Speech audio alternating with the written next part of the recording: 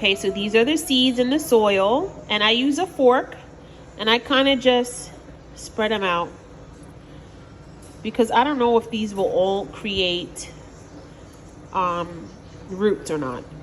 I don't know if they'll start sprouting, right? Not every seed is good. So I'm just going to do that, but I'm going to just make sure it's all in the same area, because what I'll do next is show you how I create a greenhouse.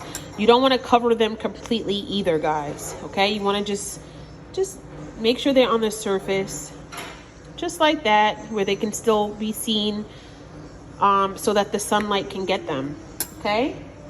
And then what I'm going to do next is take these 2 plastic cups, just like this, and I'm going to make sure that they're nearby, because I'm going to turn on my little hose on the lightest water cycle it can be on. There we go. And I'm just going to spray the soil. You don't want to overspray, just a little bit. We're watering the seeds, la la la la la, and that should be good. Okay, and I know it's just a little bit, but the thing is that we don't want to overwater anything to create like a mold or fungus. So I'm just going to cover some of those seeds. I'm going to cover some of these seeds. Okay, and if you need an extra cup, you can do that, but I'm literally just going to squeeze these under there, because I'm just going to use 2 cups, and this is going to make sure that this stays moist. Now, you want to check the soil in a few days, depending on how you do with your house. Like me, I love it when it's cold. So I don't put the heat on, but like say if you're someone that has the heat on, that's good.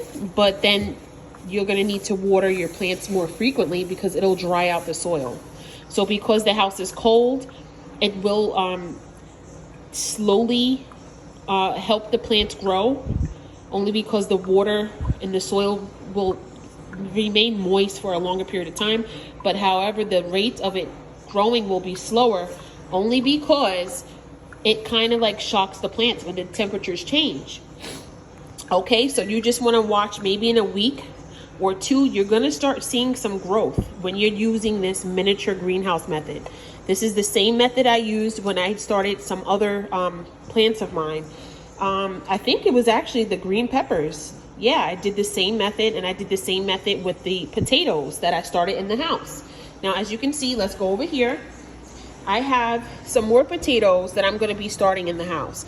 These naturally started to do this on its own, right? So I'm just going to put the whole thing in soil where this part is up, and then I'm going to just water this part. You know, potatoes are really cool because it doesn't really need much for you to do, and it creates so much food. And as I said, it's very versatile. Here's some green beans. Okay, I did not grow these, but these were from a farm, so I'm just going to use that for a dish. But yeah, I have this other pepper here, and I'm just going to do these peppers in this pot. This way I have 2 separate pots for the sweet peppers. These can sit right in front of your windowsill where you get the most sun, and you want to make sure every 2 days maybe you check, make sure that soil is nice and moist. We like to see little condensation on the cups because that means that it's nice and humid. For the plants, they love that type of temperature to encourage them to grow. So definitely pay attention to those. And this is more than enough soil. This is a really big pot. So I think that they might be able to completely grow in this. But if I see that it's a lot that has sprouted, I might transplant them into something bigger. But this is going to be my indoor sweet peppers for the winter time, which goes great with many things like smoothies, stir fries, roast dishes, and even put in your salad. They're sweet peppers. They're delicious.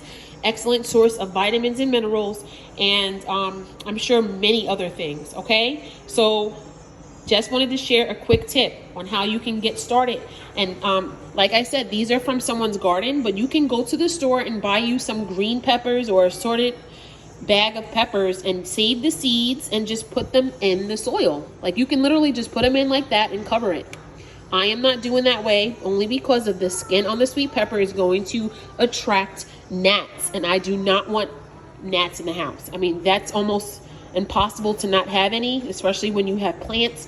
But if we can limit the amount, that's fine. I'm also going to be in a few more days, when I get myself together, I'm going to be sharing tips on natural remedies to get rid of fruit flies, gnats, and aphids, stuff like that, to help your plants to thrive, okay? But one quick tip would be neem oil. Neem oil works great. I have tried it over this summer, and I literally, within an hour or two, I've seen thousands of dead gnats like on my windowsill, because they'll just go there to die, right?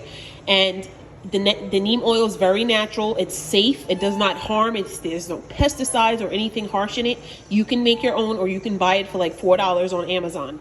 But there are other ways that we can use pesticides naturally using essential oils. So I'm going to be helping you share those tips. And if you don't have essential oils, there are things in your house they can't stand either, like vinegar and stuff like that. So I'm going to be sharing those tips in a few days, but definitely start saving these seeds. And if you don't want to plant anything right now, what you do is put these seeds, dry them out on a paper towel for like a day or two, and then put them in a Ziploc bag, put them into your freezer where there's not much light getting on it, and that will preserve them for about 5 years or longer, depending on the conditions of your, your storage. So I hope this was a nice tip for you all, and I will see you soon. Shalom.